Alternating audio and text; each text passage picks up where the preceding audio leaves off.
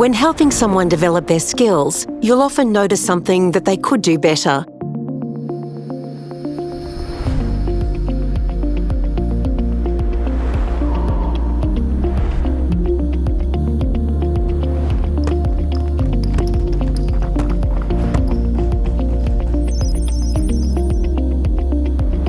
How you address what you've noticed will affect the quality of the conversation and how that other person will approach the opportunity of addressing the issue.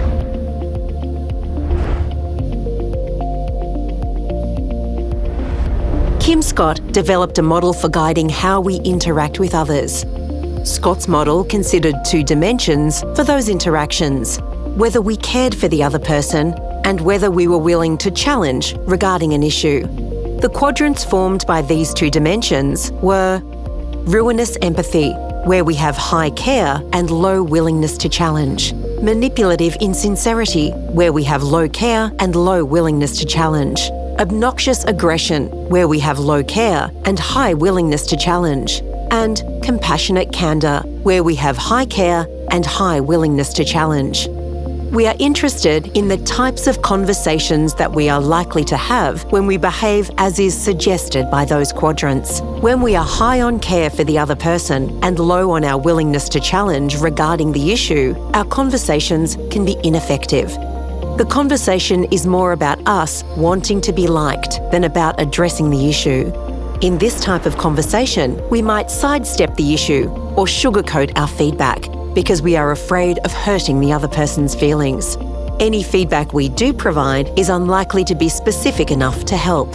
When we are low on both care and willingness to challenge, we have conversations that are insincere and dishonest. In this type of conversation, we protect our own feelings, with any feedback we give being empty words of flattery.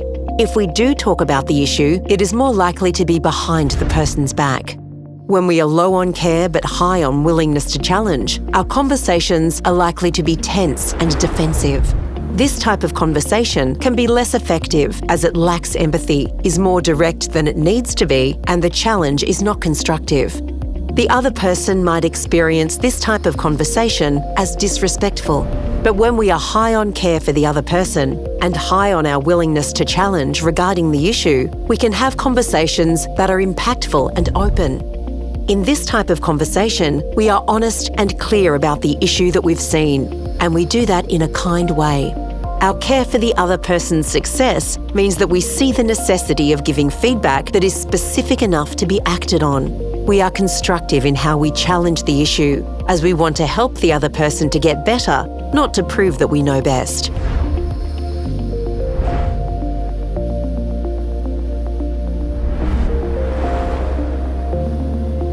A good enabler of impactful and open conversations with the people we are supporting is to know what their goals are.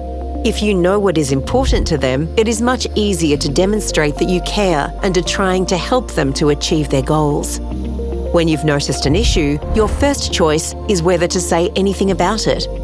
If you choose to avoid the issue, it doesn't matter whether it is to protect their feelings, "That was pretty good, keep thinking about your position," or to protect yours. "That was amazing." The person you are meant to be helping will not realise the issue is there and cannot do anything about it.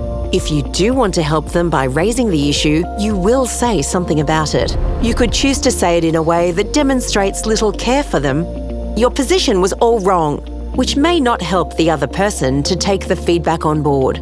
Or you might choose to demonstrate that you care about their success before sharing the feedback that can help them achieve their goal.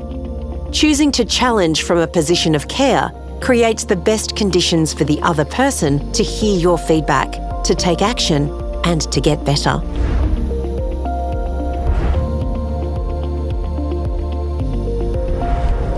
If you are routinely having impactful and open conversations, you should see the person you are helping acting on your feedback.